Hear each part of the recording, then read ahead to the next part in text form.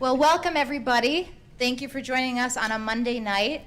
Crowd is this is so important to have everybody here with us tonight. That's it. Luigi, Dr. Luigi. I'm going to call you your proper title. Please do. Can everyone hear me? Awesome. Thank you. So, two main motivations. One, personal, grew up with a family, Alzheimer's grandfather, Parkinson's uncle. I remember when I came to this country, in 2010, I promised my grandfather I'm going to find a cure and fix your brain. And 9 years later, I didn't, but he's very proud of me that I became a doctor.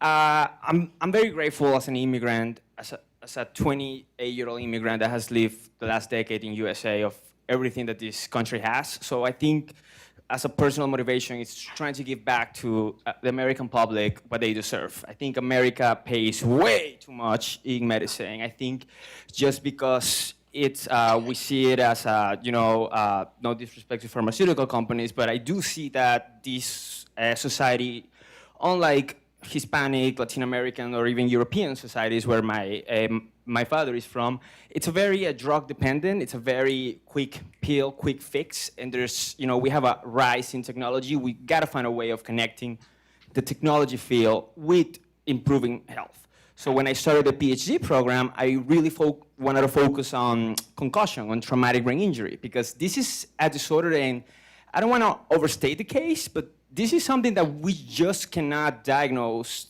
neither doctors or PAs or athletic trainers, physical therapists. This is just something you cannot completely diagnose, mainly because the two populations that suffer it, one is the athletes who lied on their tests before getting, so they don't lose their scholarships. So you cannot really trust this population. They always try to be under-symptomatic. And then you have the military. With all respect to the military, they do the opposite. They try to exaggerate the symptoms whenever there's like something happening in Afghanistan, in Iraq. So you don't see a really honesty from the patient that had a concussion. You see patients exaggerating their symptoms. You see patients pretending they don't have any symptoms. So we need to use technology in order to find ways, biomarkers, objective, clear, practical diagnosis for this population. And concussion is extremely common. And it's not just confusion and headaches and migraines. You can see these people in the subway using sunglasses at a Friday at 11 p.m. because there's just sensitivity issues. There's a lot of irritability. There's a lot of depression. There's a lot of anxiety. So we know too much about concussion, but we don't know how to fix it. So I found a link on trying to use technology in trying to at least solve this issue, so at least this population wouldn't be, drug dependent and pharmaceutical dependent as American society I think it is. And just one personal anecdote, I don't know how many college students are here. 22 days ago, great, I was in college. You will suffer after you graduate what I call a millennial middle-age crisis of, oh my God, what do I do now? But then it gets so much better, so hang on there. Quick question. How bad is the problem?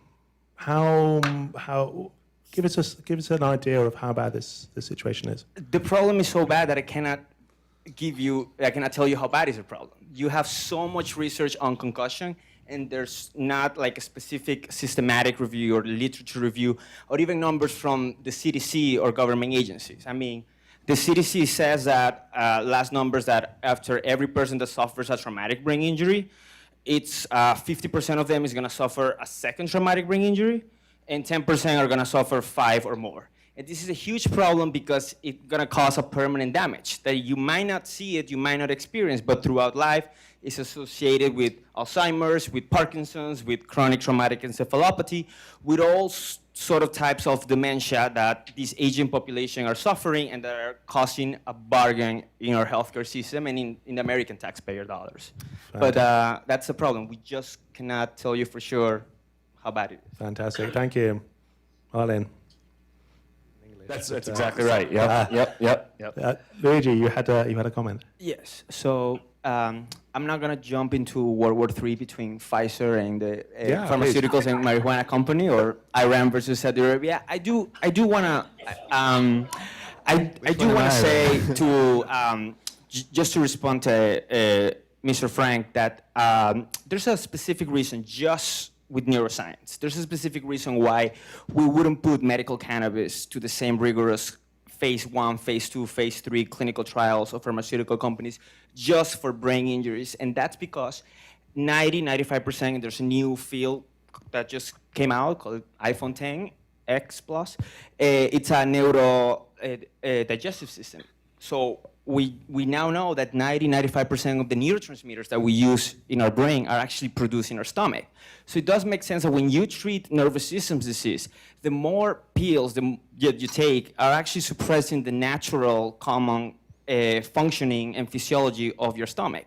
That wouldn't happen with non-pill marijuana. So there's a reason why, at least in the neuroscience perspective, at least for things for traumatic brain injury, I would be more inclined of coming up with not only technology, but natural resources, because the pills wouldn't actually, the pills might do more harm to your stomach, to your digestive system, and consequently the neurotransmitters in your brain that marijuana or cannabis will ever do.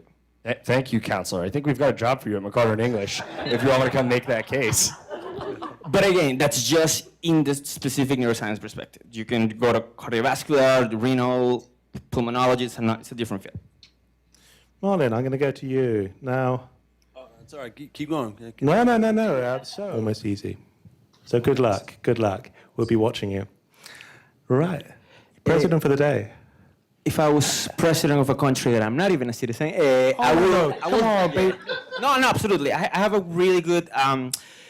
I would write an executive order demanding that at the local state there's got to be free Wi-Fi and free internet access for all 330 million Americans and everybody living in this country, because lack of information access, it's extremely not only correlated but cause a lack of healthcare issues. Now, I'm not saying go and Google a symptom and trust Harvard.com or Harvard MD or Mayo Clinic, because it always says, well, if you have a symptom, you might have cancer and you might die in 24 hours. So that's not what I'm trying to say. There's a lot of .org, there's a lot of .edu websites that actually show really critical health information. But, and there's also a lot of YouTube videos for the millennial generation. There's a lot of TED Talks. There's a lot of interactive of people trying to explain one specific issue. I'm not a fan of Medicare for all or trickle down everything, or yes, it's just universal basic healthcare, because it's not just how much it costs. There's got to be extremely 180 change in the way Americans perceive their health, okay? And it's not just lack of information, it's also everything that happens with the environment, everything that happens with the food that we eat, the extremely addition of chemicals and additives that are actually disrupting our things. I mean, it's crazy. I live in this country and I do exercise every day and I gain weight. I went to Israel for 2 weeks in the summer and I lost weight without any exercise, just because the food is healthier. Everything you eat, so, you know, in America, it's either a burrito inside of an ice cream, inside of a Dorito, like, so, and on a serious note, the two main issues that I see, because we cannot blame everything to the doctor and we cannot blame everything to the patient, and we cannot say, oh, the government just sucks. There's two main issues. Health illiteracy, people just don't know about health, they just don't know about science. And there's also science communication. The medical doctors, the researchers do a very lousy job sometimes in breaking down the information. So you have a patient and you have a doctor speaking two completely different languages. So as a president, I will try to at least expand the access of health and internet information for all citizens. Fantastic. I think we have a new president. The Fantastic. safer the product, the greater the application. Thank you. Luigi, what is the thing you're working on right now which is most exciting and people in the room can help you with? People in the room can help me with. Yeah. Well, you've got a room. Let's get some. Everything I tell Get some you, talent. please feel free to always fact check it. And at the same time, once you find out that what I said was true, go and actually expand information. Look, there are three things. My field, traumatic brain injury, and you separate it in mild traumatic brain injury, concussion, then moderate, they have the injury, and then severe traumatic brain injury, people that are in coma, vegetative state, 18 years. I'm very optimistic and I'm very excited of the things that are happening in the technology level to help them. So 2010, traumatic brain injury, severe, people in coma. There was Dr. Schiff in Cornell found a way, deep brain stimulation to a patient that has been in coma for 10 years and everybody lost their hope. They opened their brain and put a deep brain stimulation. This person woke up and was able to do things. That was in the severe side. In the moderate side, we would like some FDA help for this, but there's techniques that are electricity and magnetism, because that's who we are, the nervous system. We're just electricity communication. But there are things like transcranial electric stimulation, transcranial magnetic stimulation, and the same for the spine. There are tools that we're using, that scientists are using to try to make what we thought was an injured part of your brain or of your spinal cord to start functioning. And at the concussion level, we are coming up with new techniques, or at least my research, to just not look at the brain, but look at other parts, such as your heart, your EKG, which it's an indirect way of measuring what we call the fight or flight system. Have you heard about it? We call it the autonomic nervous system. I think about it as automatic because it's something that you can't control. And wouldn't it be amazing if instead of having a concussion, seeing 5 doctors, fighting with 10 administrative assistants of insurance, get one electrode on your heart and being able to detect if you're actually, there's a correlation between your symptoms, the way your brain is activated, and your heart, and also your muscles. So I'm very, very excited. I would like to achieve progress in both technology and information of the people. And lastly, I would really like I call it the Californicated companies, the companies in California that are very good at blocking ads from Tulsi Gabbard when she did really good at the debate. I'll be very happy if, when you have Facebook, Twitter, Instagram, of any social media, instead of just seeing, an ad selling a perfume from Dior that I'm not ever gonna buy, if they, put information about quick tips of how to improve your health, or like top 3 things you can eat, or maybe you shouldn't eat this too much, or maybe late at night, okay? I would like to see, for the people that are driving data and information, a real push, a motivation, a drive to actually help their country and the people that are paying taxes for them. Fantastic, thank you. And just to comment on the second question on the moral real quick, this probably didn't hit the news, but last year the government did pass a law. It was called the Right to Try. It was pushed by Vice President Mike Pence, and then it was really called out by Donald Trump in the State of the Union back in January, that this law actually answers the question of anybody who is in a critical condition, regardless of their background, have a chance to be able to be admitted in all clinical trials. So from the first-hand smoker, from the second-hand smoker, to the person who just developed a chronic condition based on genetics. So that takes away the moral aspect of it. Fantastic. The market we have at the moment. I cannot completely answer the question. I will say, though, that a lot of the new drug discoveries are happening based on mechanisms and genetical and neurological findings that we're finding at the universities. This university research is funded by taxpayer money, by public funding.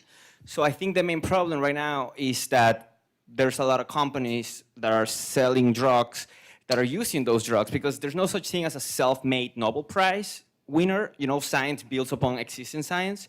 So I think the very injustice is just that a lot of the companies, whether insurance or whether they're hospital administrations, whether they're the other companies that sell cheaper drugs to our neighbors but not to us, are using data and information that was done by the public, that was funded by the taxpayer money in universities, in Ph.D. students that sacrifice a lot of their weekends dealing with rats, dealing with mice, to find that discovery.